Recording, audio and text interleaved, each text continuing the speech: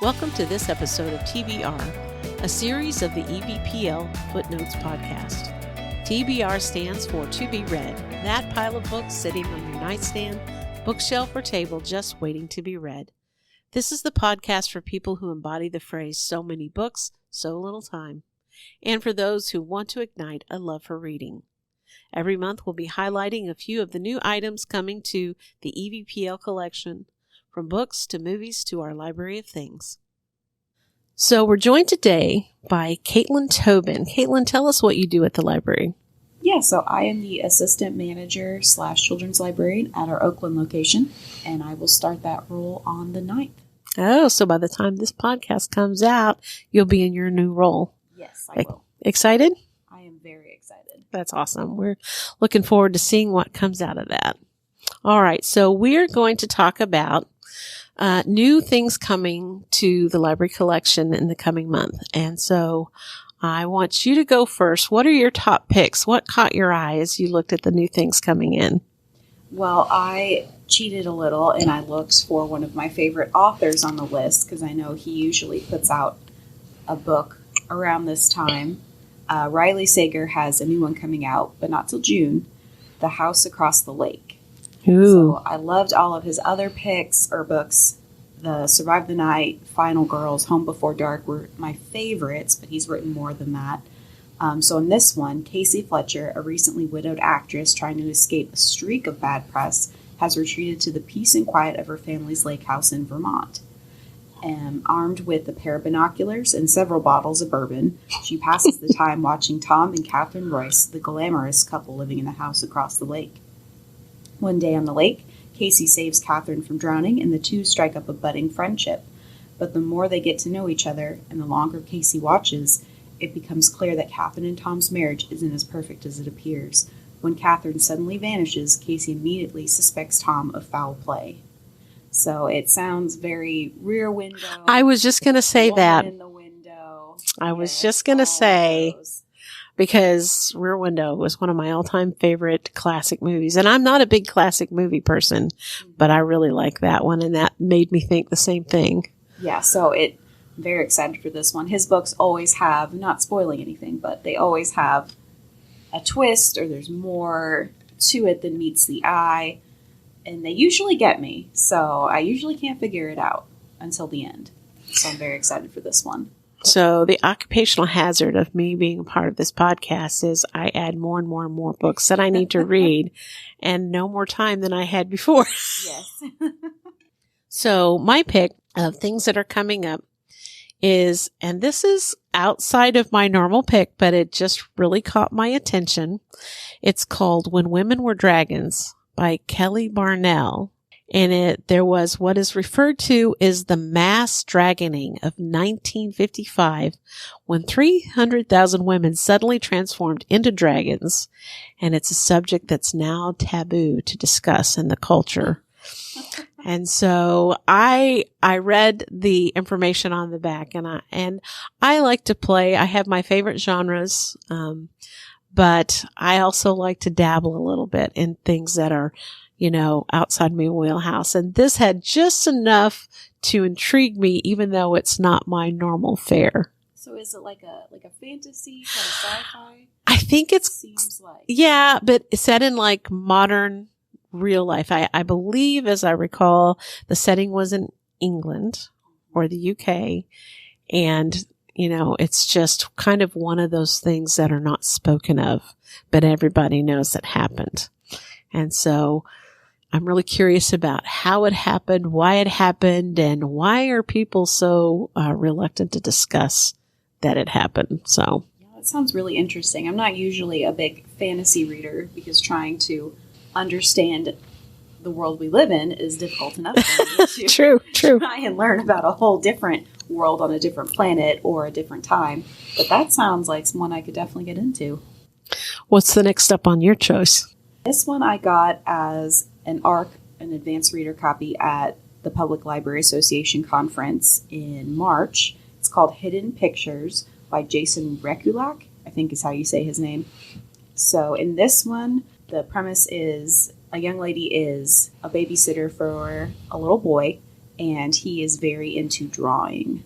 And in the advanced reader copy, I haven't seen the final copy yet, but there are pictures throughout, little children's drawings. But as she goes through with her babysitting gig, she's starting to realize there's something weird about the pictures. And he seems to be drawing things that aren't there, things that are gruesome, and there's more to it than meets the eye. So it's a horror book for sure. And basically Mallory that's the babysitter, has to figure out the mystery in order to save the child. Interesting. So I just liked the idea of the pictures combined with the story, so you could actually see what the child is drawing as the book goes along. So it definitely makes it a little creepier.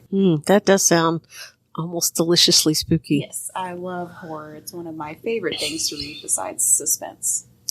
I am not a true hardcore horror fan, although I've read Stephen King and some of those in times, but I do love a good spooky story.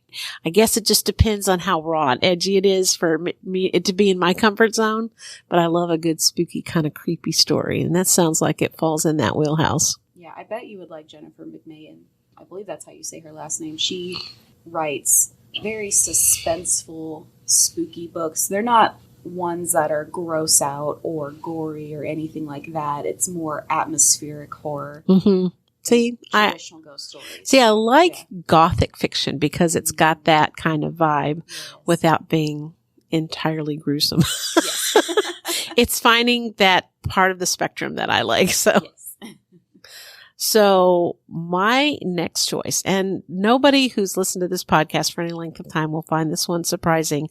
I love literary spinoffs, and this is one. It's called The Murder of Mr. Wickham by Claudia Gray. It's a Jane Austen / Agatha Christie fusion kind of novel. And there's characters from at least 3 different Jane Austen novels in it. There's Mr. Wickham is from Pride and Prejudice, but it also features the couple from Emma, and then also some spin-off characters from Northanger Abbey. And so I love the literary classics, and I also love Agatha Christie, and I'm a big fan of the murder mystery genre. So this just clicks all my boxes. So I will definitely be reading this as soon as it becomes available. Yeah, sounds interesting.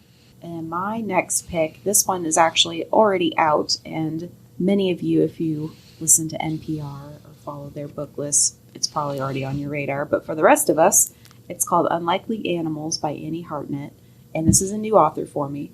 She has written other works, but I haven't read her yet. It's a little outside of what I would normally read, but the premise just sounded really interesting. So the main character, Emma, has to go back home to help care for her father, who's dying of a brain disease. He is seeing like animals, like hallucinations of little animals. Interesting. Everywhere he goes. So Emma comes home, is dealing with that when her high school best friend goes missing. And the cops are not interested in investigating it because she has drug problems, mental health problems, all that whole thing. Something easily dismissed. Exactly. So they just dismiss her. So Emma decides she is going to figure out what happened to her friend as she's caring for her dying father and dealing with a whole bunch of other family drama. Wow. So it just sounds really interesting, really timely, especially in the midst of the opioid crisis. Right. Everything. Right. Small towns and their problems and everything. So it just sounded really timely and really interesting as well. It's got that mystery aspect, and I love mysteries. So. Oh, me too. Yep. Yeah, I can't say I'm single-minded in my reading. I do kind of bounce around a little bit, but mysteries is always one it's probably about every other book when I'm reading, and maybe sometimes more than that, because I have a couple of series I've started that I'm really enjoying, and I'm trying to pace myself because I have other books on my radar as well.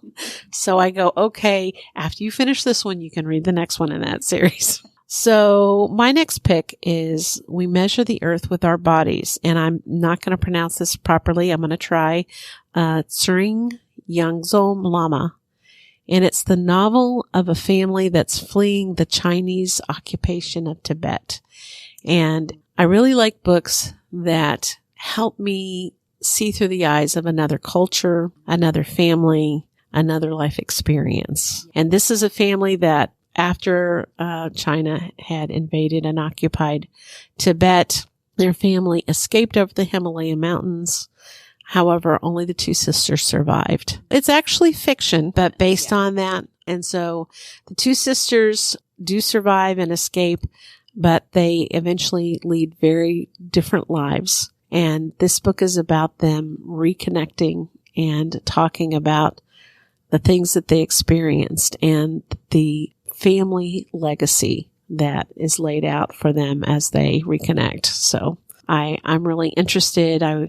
I am interested in that part of the world and got to have a trip once that was right up to the border of Tibet, but I didn't actually, because foreigners aren't permitted into Tibet. And so I'm really curious about the ramifications and the different aspects and the first person point of view of, actually, I don't know what this is written in first person. However, it's more like when you read that character, whether it's written first person or not, it's like you embody that experience. And so it gives you at least what you'd call a front row seat. So I'm really interested in exploring that. Yeah, that reminds me of the winner of the Caldecott Medal for this year, Watercress. I believe it's by Andrea Wang. Okay. I think that's her name. I apologize if I didn't get it right. But it's about a Chinese immigrant family who comes over. The parents come over, and in the book, it's a picture book, beautiful art. That's why it won the Caldecott. The Caldecott is for the best drawings or art in a picture book. It's a beautiful story. So the family is going along the road, and they stop, and they get out of the car, and they start picking watercress from the ditch. And the little girl in the book is just so ashamed and embarrassed that her family is doing this. You know, she's like, I have hand-me-down clothes, we're poor, we have to get our food from the ditch, this is ridiculous. So they take the watercress home and they wash it and prepare it for dinner. And the girl at first refuses to eat it. She wants to eat the vegetables from the grocery store like all her friends do. But her mother starts telling her the story of why they came to America, because they were starving. It was during that time. So in the book, and you can see it through the pictures, they have the mom and the dad and the two little kids all sitting around the table. And then in the next frame, one of the little boys is gone because he had starved to death. Wow. Her uncle. That was her uncle. So, you know, eventually she learns to be grateful for her family and what they have rather than being ashamed. And it just really reminded me of that. I think it's great that all these different books about different cultures and different peoples are coming out for both kids and adults. Yeah, I agree. I agree. That's one of the things that I like most about reading is, especially when I read a different culture or a different time in history, it's like I get to, at least on a very mild level, experience that or see through the eyes of someone who experienced it. And so I always found that just really compelling to read. So next up on my list is The Stardust Thief by Chelsea Abdullah, inspired by the story 1001 Nights. And so it involves, and I'm not giving too much away, I'm just kind of doing the highlights. These are the things that when I read, I go, ooh, I might, it involves a jinn, a cowardly prince, a powerful sultan, and a thief who deals in illegal magic. Yeah. And so I really enjoy, and I'm sure I've also mentioned this on prior podcasts before, but I really enjoy the folk tales of other cultures. I really, really enjoy reading, not just the tales that we grew up with. And so this falls within that wheelhouse. This is the Middle Eastern kind of culture, the jinn, the sultans, and all the aspects of that. And you get to see, I guess it goes back to my just really enjoying seeing the worldview of another land. When you see their folktales and their lore and their myths, it gives you insight into the way they view the world and how they overcome things and how they struggle just like the rest of us do, but how their approach to it might be in a different point of view than ours. I enjoy reading that.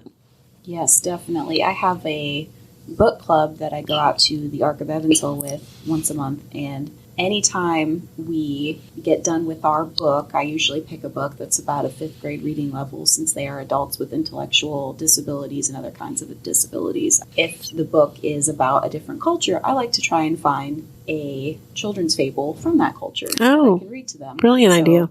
This last time we read Hello Universe by Erin Kelly and Trotta, and in the book, the little boy Victor is from the Philippines, because that's where his family is from. So I read a Filipino tale about a chicken who took a gold ring from a hawk and lost it, and so he's constantly searching for the ring, and that's why the chicken's bob in the dirt. Oh, So, I love that. Explain that over there. I feel like almost every fable came up like a little kid goes, "Why did chickens bob in the dirt like that?" And somebody goes, "Well, the storyteller of the village, or the one that just wanted the kid to be still and quiet for a minute, goes, let's see. Oh, I know. There was this hawk, and there was this chicken, and there was a gold ring, and so I love that. I think that sounds great. And I love that you incorporate that into that program. That's a really brilliant idea. All right. So these are quick mentions. I'm not going to go into great detail on them, but they're things that just kind of popped up on my radar. There's a sequel to The Bookwoman of Troublesome Creek that was very popular book. And so the sequel is coming out, The Bookwoman's Daughter, by Kim Michelle Richardson. So for those of you who really enjoyed The Bookwoman of Troublesome Creek, the sequel is coming out, and I would just go on to your account and go ahead and place that hold now. Yeah, I think every library in the U.S. did a book club about that one when it came out. I definitely sat in on a book club discussion on that book. Okay, and just because I'm very random, I'm putting on hold a Portugal the Cookbook hold, because I enjoy experimenting with my cooking every now and then, and I really love the different ethnic foods. And so, not that I could properly recreate Portuguese cooking in my own kitchen, I still love to play with different flavors and find new favorites. And so that'll be something I'll take home and see if I can't choose at least a recipe or two to play with. Oh my gosh, it sounds amazing. I have never done Portuguese cooking. I've done a lot of Chinese, Indian, Mexican, but never Portuguese. Yeah, exactly. And I'm the same way. Those are all ones that I have cooked or played with, but I like to kind of expand a little further out. So when I saw that on the list, I'm like, I haven't ever tried Portuguese. I wonder what that's like. So we're going to see what we come up with. I might I might share a recipe if it really is a hit. Yeah. So for another pick that's coming up, I also got this as an advanced reader copy from the Public Library Association conference, Just Like Mother by Ann Heltzel. And so this is the summary. The last time Maeve saw her cousin was the night she escaped the cult they were raised in. Ooh. For the past 2 decades, Maeve has worked hard to build a normal life in New York City, where she keeps everything and everyone at a safe distance. When Andrea suddenly reappears, Maeve regains the only true friend she's ever had. Soon she's spending more time at Andrea's remote Catskills estate than in her own cramped apartment. The more Maeve immerses herself in Andrea's world, the more disconnected she feels from her life back in the city, and the cousin's increasing attachment triggers memories Maeve has fought hard to bury. But confronting the terrors of her childhood may be the only way for Maeve to transcend the nightmares still to come. So again, another horror, another mystery. I almost picked that one. Really? When I was going through and I was reading the different titles, and I saw that, and I was just, because I have to narrow, I can't pick them all. Yes. And so I almost picked that one. So I'm glad that you picked it. I have a real interest in any cult escaping type of books. Whether fiction or nonfiction, I read Educated, and I found that really, really good. So that was another one that was super big. Yes, and deserved. I remember when I got my hands on it and read it, it just was really enthralling all the way through. I really enjoyed it. Enjoyed's not the right word for a book like that. I got a lot from it. Yes, there you go. I got a lot from that book, and I learned a lot from that book. Another quick mention is Born to be Hanged by Keith Thompson. Now, this is good for fans of David McCullough, who writes historical nonfiction, and Nathaniel Philbrook. He also writes historical nonfiction. This is based on the gentlemen pirates who raided the South Seas. And so Born to be Hanged is about these pirates and their culture. The gentlemen pirates. I have a hard time putting those two words together. Do they have like really big hats or something that makes them gentlemen pirates? There is the romantic version of pirates, and then there's the historical. But I do believe, and piracy is not something I have studied in depth. Really? Go sail the high seas. I mean, Halloween, maybe. But I do believe that there were those who fancied themselves gentlemen, and they had a quote unquote personal code of conduct that they probably adhered to, that they would consider made them not just a thief and a thug, but a gentleman. Is that accurate? Is that true? Is that a thing they told themselves? This is the book to read if you want to find out that answer. Yes, definitely. So I would find that interesting, because, it was romanticized. And for sure. Even during the time period, they were both feared, but also romanticized. And so would be interesting to see just exactly how that truly played out. Yeah, I know they had their own laws and everything, and a lot of them were just trying to rise above their station in life. True. That's true. And when your choices are limited, and that's one of the, choices, then sometimes you feel like you have no other options. And they did have, anybody who's watched Pirates of the Caribbean knows the word parlay. Yes, I was just going to say that. What was that word that... And then all the other pirates got really mad because they all felt honor bound to honor. You wouldn't feel like a pirate felt honor bound to anything, but they did recognize certain codes. I don't know how much this book will go into that aspect of it, but I am really curious about how the word gentleman and pirate gets put together in this book. So one other quick mention I have is My Moment.